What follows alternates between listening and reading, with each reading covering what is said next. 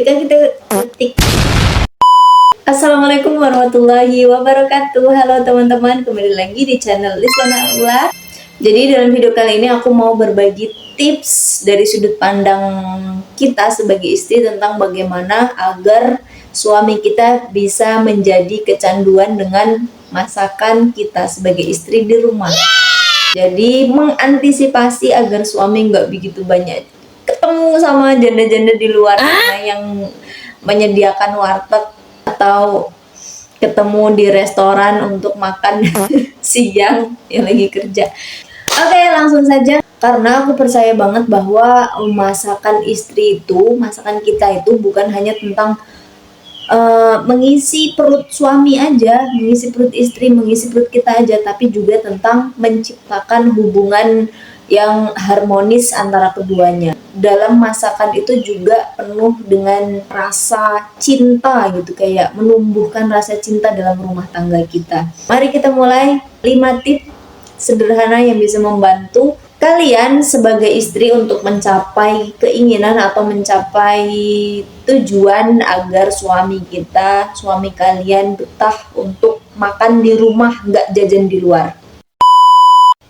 Yang pertama, selain kita juga harus punya skill masak yang enak, kita juga harus sering-sering latihan memasak. Karena kalau sekarang kan lebih gampang ya untuk mencari ide masakan atau resep masakan yang enak. Itu banyak banget kita jumpai di Google atau dimanapun lah, di TikTok, di YouTube, semuanya ada tutorialnya. Nah, sebagai istri kita juga sering-sering ngebuka konten-konten yang berisi tentang masakan, berisi tentang cara penyajian yang baik, berisi tentang ya mengasah skill memasak kita.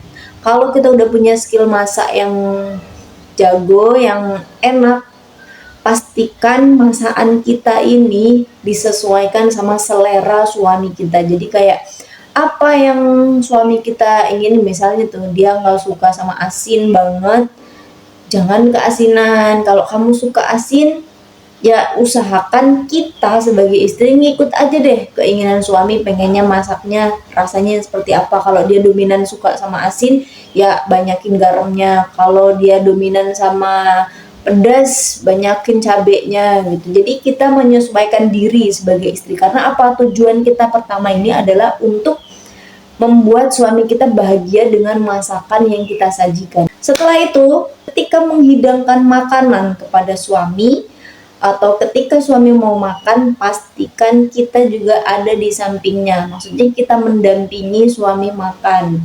Jadi jangan biarkan suami makan sendirian. Jadi kalau bisa ketika lagi makan, kita sebagai istri harus ikut ada di meja makan atau ikut mendampingi suami makan. Nah, tips yang ketiga masih ada hubungannya dengan yang kedua. Nah, ketika kita lagi makan, ketika suami lagi makan dan kita ada di sampingnya, dan ketika suami merasa kalau masakan kita itu enak, dia pasti akan mengapresiasi masakan kita. Jadi apa yang suami kita makan dan ia merasakan kalau masakan kita itu mungkin cocok di lidah dia pasti akan memuji kita. Dengan pujian suami itu, kita sebagai istri pasti nggak mungkin tidak, itu pasti setidaknya akan memberikan kita semangat untuk masak lagi. Besok masak apa lagi ya, besok mau berinovasi seperti apa, masakan ini mau dijadiin seperti apa. Itu kita jadi kayak kreativitasnya tuh meningkat gitu, karena itu tadi mendapat pujian dari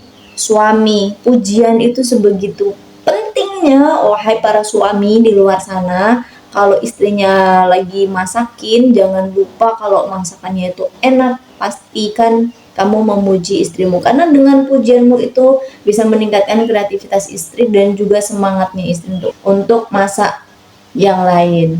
Oke, yang selanjutnya, pastikan ajak suami untuk terlibat dalam memilih menu. Jadi kayak dia pengen makan apa hari ini, makanan dia kesukaannya apa, dia lagi pengen banget makan apa, itu kita pastikan bertanya.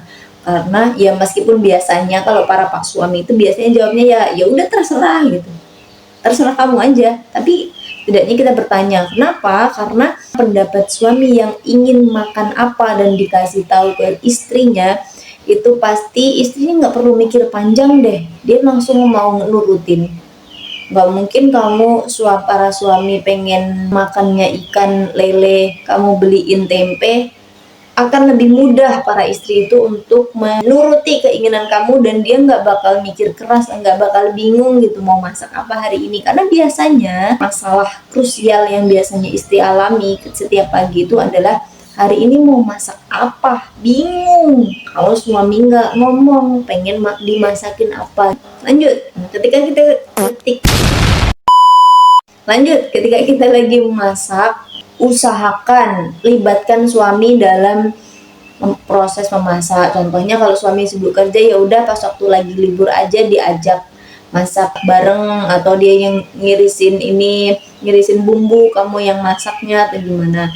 Kenapa? Karena memasak bareng itu bukan cuma tentang menciptakan makanan yang lezat, tapi juga tentang menciptakan momen yang berharga dan saling mendukung sebagai pasangan gitu. Lanjut, yang terakhir. Nah, kalau semuanya kita udah lakukan, terakhir pastikan kamu terbuka dengan kritik dan saran. Contohnya nih, ketika kamu masak masih keasinan dan suamimu nggak suka, dia lebih milih untuk jangan asin-asin banget, dengerin.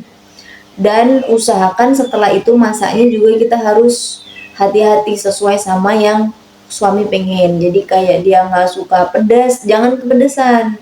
Suami nggak suka asin, jangan keasinan. Itu salah satu cara memperbaiki kualitas masakan kita. Karena mendengarkan pendapat suami itu juga ngebantu kita banget untuk terus belajar sebagai seorang koki rumahan yang punya restoran khusus pelanggan VIP kita di rumah, yaitu suami dan anak-anak.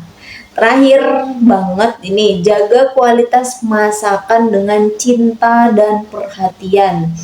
Jadi maksudnya ketika suami merasakan kualitas dan rasa cinta dalam setiap hidangan yang kita hidangkan, itu juga akan ngebuat suami ngerasa semakin kecanduan dengan masakan kita. Jadi dia akan lebih milih makan di rumah aja daripada mampir ke warung atau ke resto. Terima kasih sudah menonton video ini, semoga bermanfaat buat kalian para istri yang ingin membuat suami-suami kalian kecanduan masakan kalian di rumah. Terima kasih sudah menonton. Assalamualaikum warahmatullahi wabarakatuh.